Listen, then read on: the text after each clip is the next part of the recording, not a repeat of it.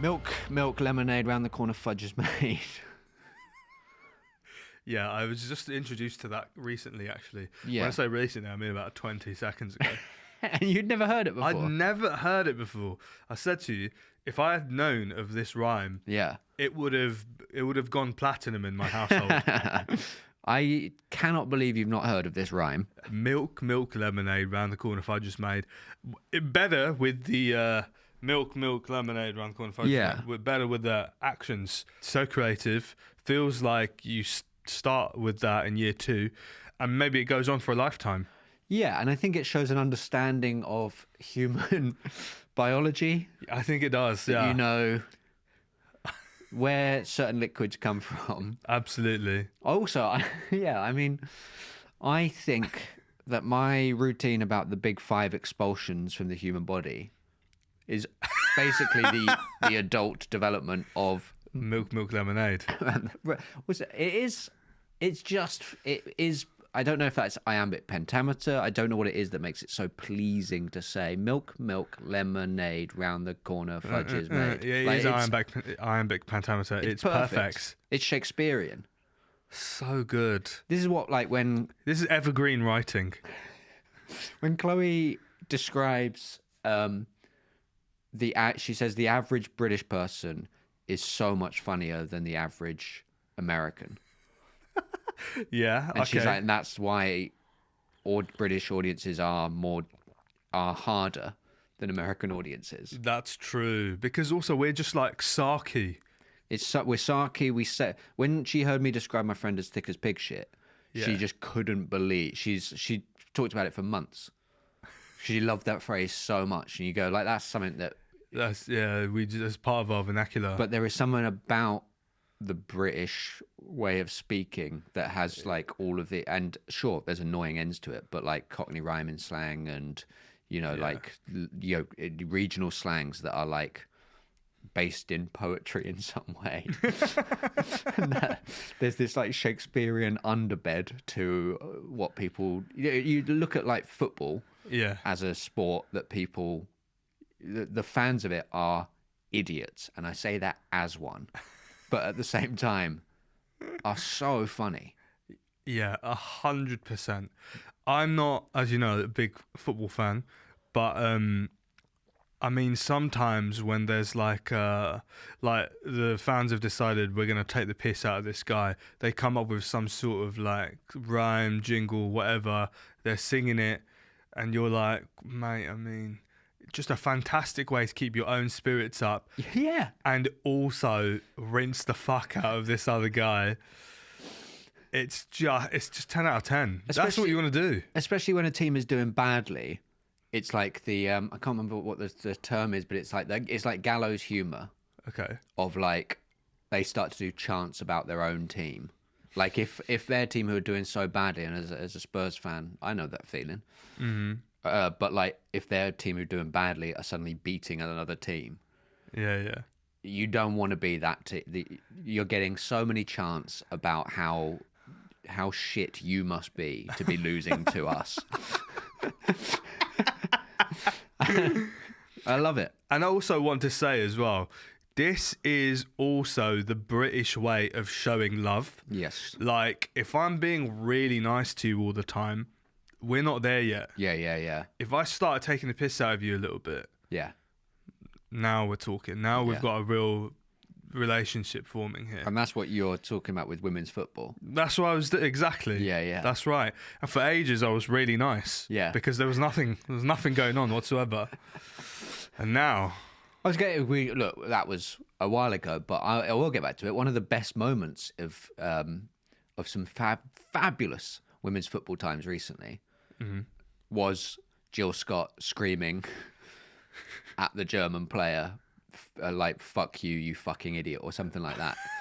And I can't remember the exact phrasing, but it was like caught in slow-mo of her just screaming and it became a huge thing in the nation. Yeah, right. It was like, that is an iconic moment. That's what it's we called want. standing up for yourself, actually. That's what it is. Did the German player say something back? That is not very nice, actually. Okay, well, we've lost our German listener. Fuck off, you fucking prick. Purposely entangles Jill Scott's legs. He's clearly... Yeah. What else are you supposed to do though when someone takes you down like that? That's exactly what you would say. I like that. Fucking prick. Apologies to any listeners. That's also in football when they're like, apologies to any listeners for that language you might have heard, and it's just like a player that's been slammed into the hoardings right next to a microphone who goes, "Fuck you," and the commentator's like, "Oh, in case you've heard that." What, the thing that was clear as day? Yeah, we loved it. yeah. The thing that we want more of, if anything. Yeah. Oh, no one likes to see that. About a fight breaking out. You're like, that's all we want to see. We want. The football has become boring.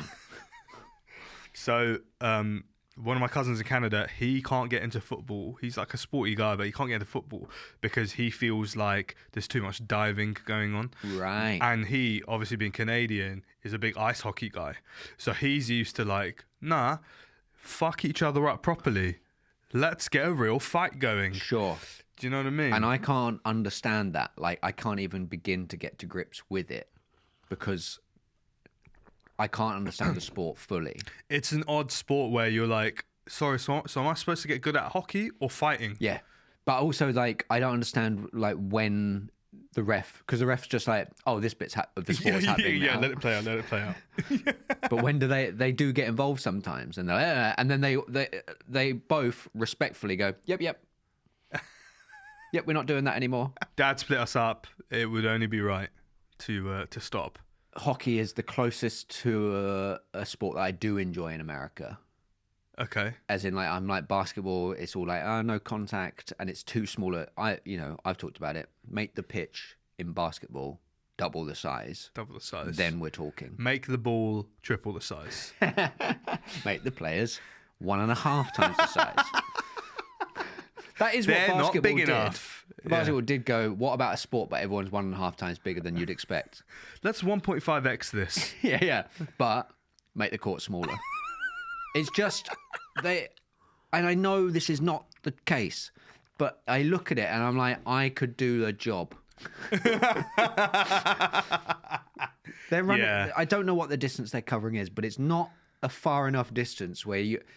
Basically, basketball is back, forth, and then eventually, like, someone misses enough that it's almost impossible for them to get back.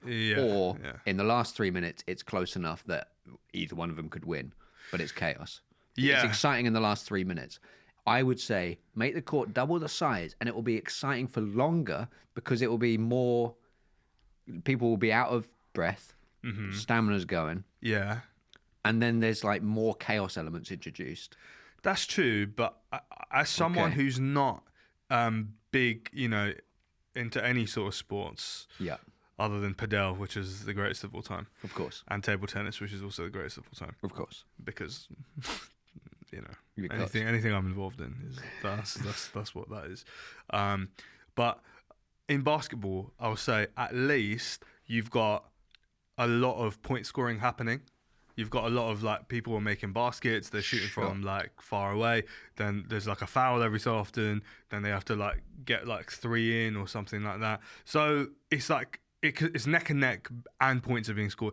Whereas in football, you can have loads of games which are like really long, no one scores anything. Yeah. Maybe in the last few minutes they get exciting, but then there's just so many games where nothing really happens. Yeah, it's for grown-ups. It's for grown-ups. It's so that you can do your crossword at the same time. When you've looked up, nothing's happened. Don't worry about it. It does really starkly put into the difference between an American, like, where audience of like, yeah, come on, give us the dopamine hits. We're here to be entertained. Yeah. And then the sport that got its big old kickoff in the UK. Mm-hmm. And is like the most watched, we have the most watched league in the world, is basically just like, yeah, you might get a couple of treats, but you've got to watch very carefully. Maybe. And you've got to understand it on 17 different levels to truly grasp why that was a good thing. And then occasionally it's like, okay, now go on, here's your treats.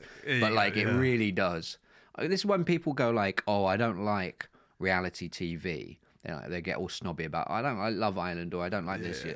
You're like, Alex Kidd used to have a very good routine about it of being like, let's just sort of saying like, "Oh, I don't like heroin." You go, "No, you just haven't tried it yet." Yeah. Like, and like football to a lot of people is just reality TV, where they're like, the relationships are out of control at the moment. Because if you don't know, Jose Mourinho has said this about Rafa Benitez, and they are livid. And you're like, who are they? Like, oh, they are the office managers of Liverpool and Chelsea. Oh, what do? They just try to keep all of their young men happy. Yeah. They're very sexy young men. The young millionaires. Yes, and those young millionaires, their job is to kick the ball around, but sometimes they get sad because they don't kick the ball around in quite the right way. No, they don't. Which then leads to them kicking the ball around in not even as good a way as they used to. So then you need an older millionaire to come in and tell them they are good, or change slightly what they do. Sometimes that older millionaire doesn't exactly speak the same language. And that's fun. Oftentimes. Yeah. And that's fun because they have to convey the message. And sometimes they're conveying it very powerfully, but there's still a language barrier. So the millionaires are communicating. But are they? And that's the dream. I love to watch millionaires communicate. That's it. Yeah. That's it. And then all of these people watching it being brought to tears, having to sort of, say things like, about winning one of the 5 trophies you can win a year. Yeah. There's loads that you can win. Yeah. Their team wins one and they have to go like, it is the best day, the third best day of my life. After marrying you and the birth of our daughter. They were catching them. Sorry, no. Sorry. You're like, no, that is the reality. For you. Watching these millionaires do that was the best day of your life. It was. Yeah, it absolutely was. And then they're like, but Love Island, it's just pathetic. And you're like, no, it's the same. It's exactly the same. Exactly the same. They just don't have a football. Yeah. Yeah. Do they sometimes? I've never watched it. I think it's rubbish. Yeah. I loved Flavour of Love. That was my reality show. I've never even heard that one. Flavour Flav. That's an indie... Flavor Flav. Go on. Flavour Flav. Yeah. Mansion. 20 women. Say less. That's it. And wait, and so you're just watching him. Oh yeah, no one's eliminated. He's just like feel like that now for a it's few your of them. turn. Now it's your turn. Now it's your turn. Genuinely does feel like that at times. That's insane. And that's insane. And obviously, if I was to rewatch it now, I'd be like, this is ethically atrocious. Yeah. I think somebody takes a piss or a shit in one of his plant pots. One of them spits at the other one. Where they're getting eliminated and then it's kicking off. It's kicking off. It's terrible. Man. I'll tell you what. Okay, so I used to be one of these reality TV snobs. Yes. I don't get it. Yeah, you got the vibe. But you got your snobby turban on today. Yeah. Yeah, I got to be careful with that. Sometimes you wear the wrong turban, you give off the wrong vibe the whole day, And then I got into Maths Australia. Right. Australia, who I think do the best reality TV of everybody. Yeah, because I think they had the lowest duty of care. Exactly that. They're like, what if there was an alligator there as well? Do they have alligators or crocodiles? Shall we? They're green and they will kill you. Yeah. And that's what's important. Basically, the first reality TV show I watched of the Australians was Survivor Australia. Sure. Fantastic show. Yeah. Survivor, one of the ultimate reality shows out there. Because the Australian Survivor was called Survivor brackets maybe. Survivor. Yeah. It was actually just it was just Steve Irwin's show. Well, that's an example of it. Yeah, it is an example of it. Like no one else would do anything that he did. Like the South Park episode where where I think Cartman gets obsessed with it. Yeah. And keeps doing it, where he's like, and he just talks about, I'm going to jump on whatever this animal is and jam my thumb up its butt. You're like, that was what the show was. Steve Irwin going, like, I'm getting it. I love these animals so much, but in a way of like, culturally male friendships of like, I'm gonna get in there, I'm gonna fucking jab him in the. I'm gonna get him in a headlock. Yeah. Yeah. And then but Who's an also angry little croc? yeah, the thing's like, he's like, oh, the little guy doesn't really like it when I do that, and you were like, yeah, he might kill you, you know. Oh, he's a friendly little fella though. Yeah, yeah. Don't be fooled by the 114 lethal teeth in his mouth. And you were like, I loved him so much. man, the best. I went to a zoo. Did you? Yeah. Oh, I'm jealous, man. Loved it. Did you see some crocs? I saw some crocs, hung out with a kangaroo, which we posted the kangaroo photo, I think, from there before.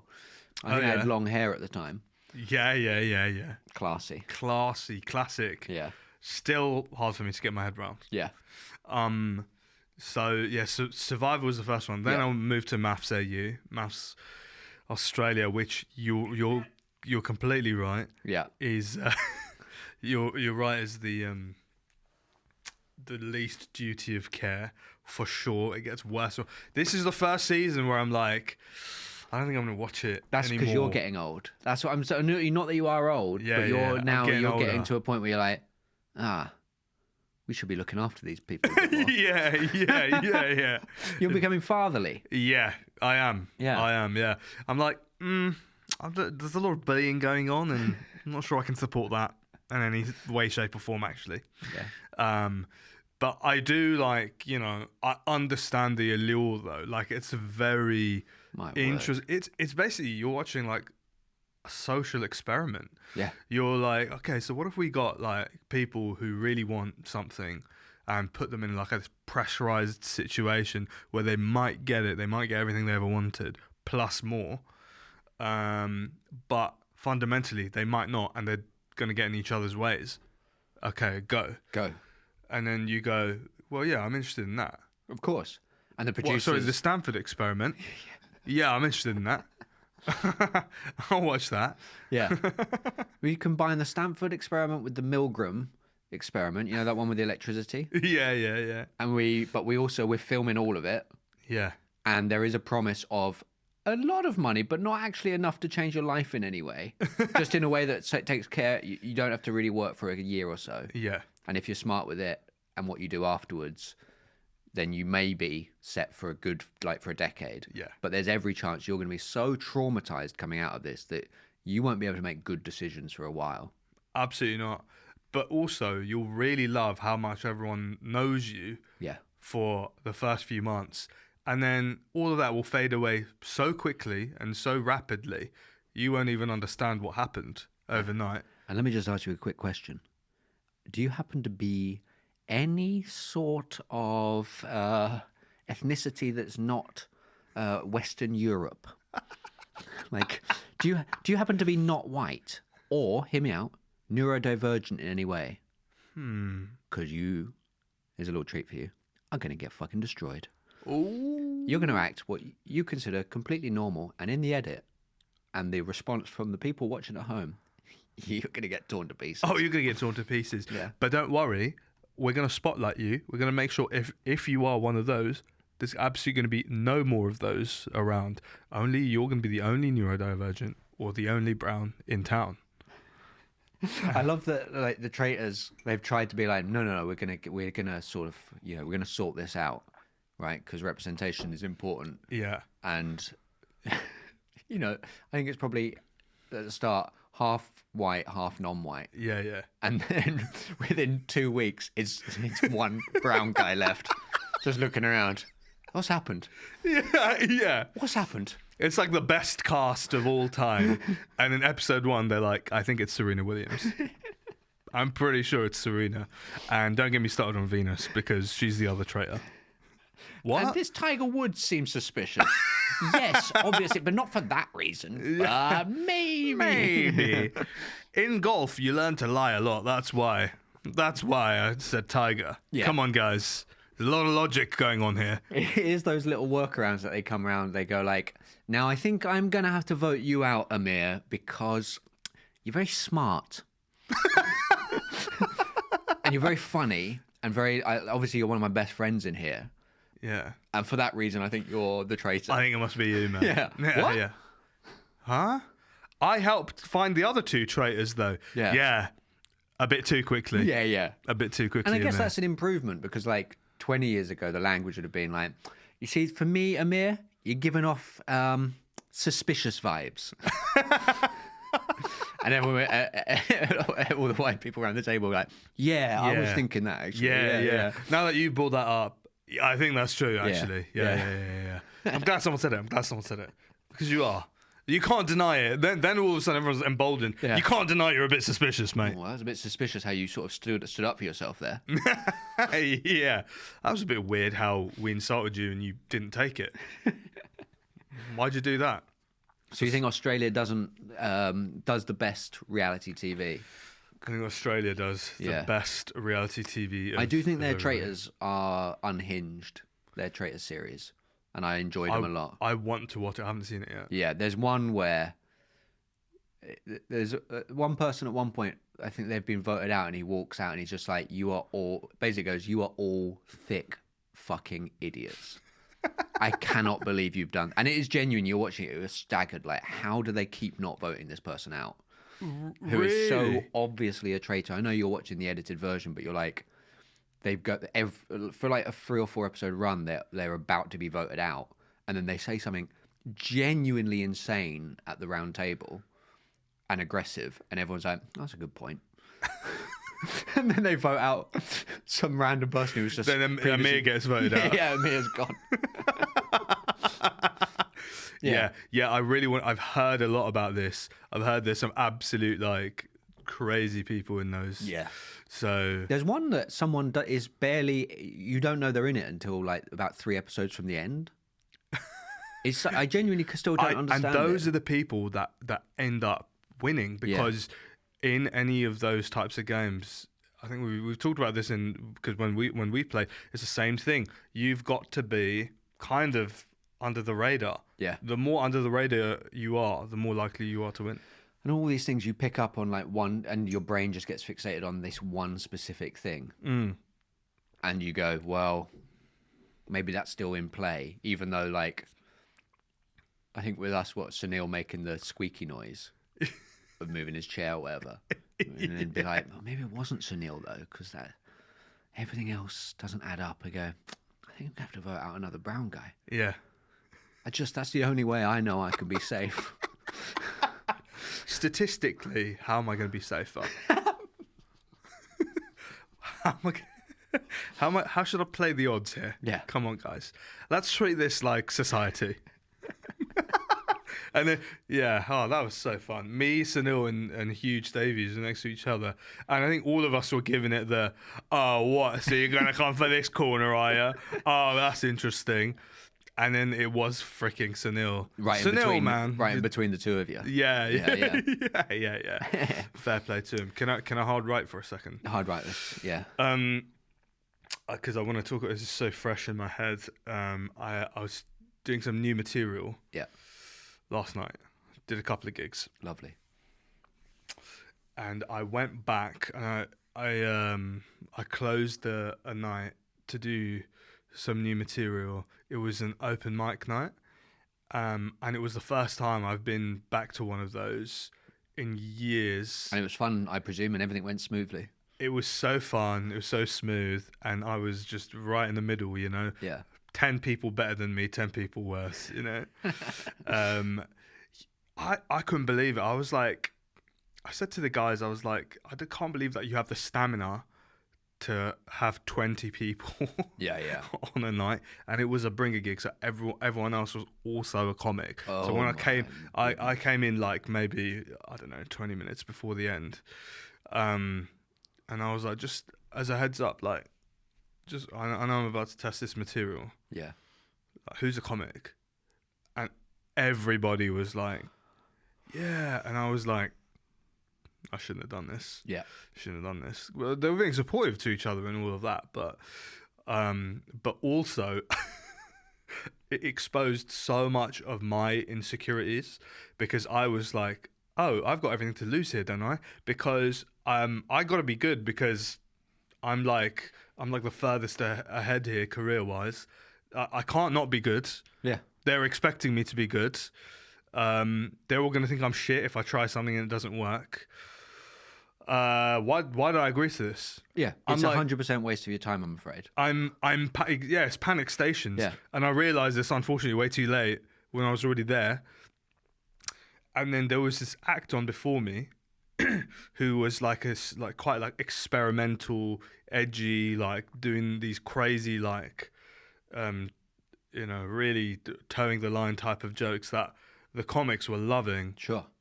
Of course, why not? Sure, they're 19 comedians in, and someone's doing something different. Someone's doing something different and something crazy. And then I come on and I go, hey guys, I've actually been sent by the government. If anyone's been affected by anything that the previous act has done, please do contact us and let us know. Just a little jokey joke. Little fun. Yeah. And they reacted as if I was being dead serious. Oh, look, I'm thinking it's funny what you've said there. Yeah. But I'm also, as soon as you started saying that, I was like, that was the wrong move. Because that's their buddy. That's their buddy. That's their buddy. Yeah. Not only is it their buddy, afterwards I realised it's their buddy who books the night. So they're all like, don't say that about the guy. Don't exhale at all. I want to do 3 minutes next week. Please. Don't ever say that. Don't ever say that about the guy that books all 25 of us.